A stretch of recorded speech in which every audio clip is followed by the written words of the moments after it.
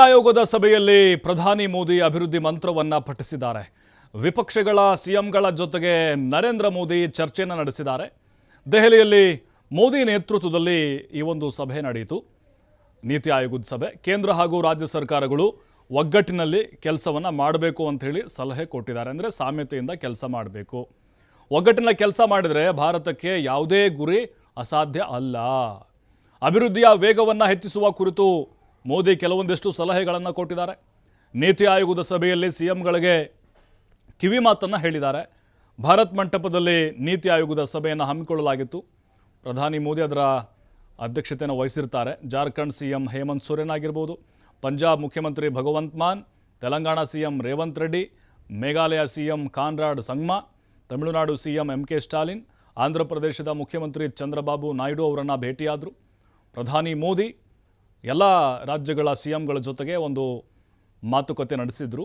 ಬಹುತೇಕವಾಗಿ ಎಲ್ಲ ರಾಜ್ಯಗಳ ಮುಖ್ಯಮಂತ್ರಿಗಳು ಹಾಜರಿದ್ದರು. ಈ ಸಂದರ್ಭದಲ್ಲಿ MK ಸ್ಟಾಲಿನ್ ಏನಿದ್ದಾರೆ, ತಮಿಳುನಾಡು ಮುಖ್ಯಮಂತ್ರಿ, ಅವರು 50% ಆ ತೆರಿಗೆ ಪಾವತಿಯನ್ನು ಅದರ ಪಾಲನ್ನು ಕೊಡಿ ಅಂತ ಕೇಳಿದರು. ಏನೋ ಈಗ ರಾಜ್ಯದಿಂದ ಟ್ಯಾಕ್ಸ್ ಹೋಗ್ತಾ ಇರುತ್ತೆ ಕೇಂದ್ರಕ್ಕೆ.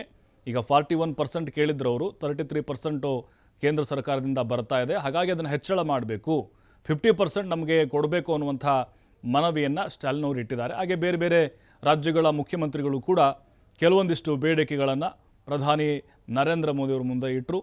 ಇಲ್ಲಿ 2047 ಏನಿದೆ ಅಭಿವೃದ್ಧಿ ಮಂತ್ರ, ಅಂದರೆ ಅಷ್ಟರ ಒಳಗಡೆ ನಮ್ಮ ಎಲ್ಲ ಗುರಿಗಳನ್ನು ತಲುಪಬೇಕು ಅನ್ನುವಂತಹ ಮಹತ್ವಾಕಾಂಕ್ಷಿ ಹೇಳಿಕೆಗಳನ್ನು ಕೂಡ ಈ ಸಂದರ್ಭದಲ್ಲಿ ಪ್ರಧಾನಿ ನರೇಂದ್ರ ಮೋದಿಯವರು ಕೊಟ್ಟರು. ಓವರಾಲ್ ಇವತ್ತಿನ ನೀತಿ ಆಯೋಗದ ಸಭೆಯಲ್ಲಿ ಬೇರೆ ಬೇರೆ ರಾಜ್ಯಗಳ ಮುಖ್ಯಮಂತ್ರಿಗಳು ಕೂಡ ತಮ್ಮ ಅಭಿಪ್ರಾಯವನ್ನು ಮಂಡಿಸಿದರು. ಜೊತೆಗೆ ಮೋದಿಯವರು ಕೆಲವೊಂದಿಷ್ಟು ಸಲಹೆಗಳನ್ನು ಕೊಟ್ಟರು. ಆರ್ಥಿಕತೆಗೆ ಹೇಗೆ ಹೆಚ್ಚು ಗಮನ ಹರಿಸಬೇಕು ಅಂಥೇಳಿ, ಕೇಂದ್ರದ ಜೊತೆಗೆ ಹೇಗೆ ಕೈ ಜೋಡಿಸಬೇಕು ಅಂತ, ಒಗ್ಗಟ್ಟಿನ ಮೂಲಕ ಪ್ರತಿಯೊಬ್ಬರು ಕೂಡ ಕೆಲಸವನ್ನು ಮಾಡಬೇಕು ಅಂಥೇಳಿ, ಭಾರತದ ಗುರಿ ಯಾವುದಕ್ಕೂ ಕೂಡ ಹಿಂದೆ ಬೀಳೋಕ್ಕೆ ಸಾಧ್ಯ ಇಲ್ಲ ಅನ್ನುವಂಥ ವಿಚಾರವನ್ನು ಹೇಳಿದ್ದಾರೆ.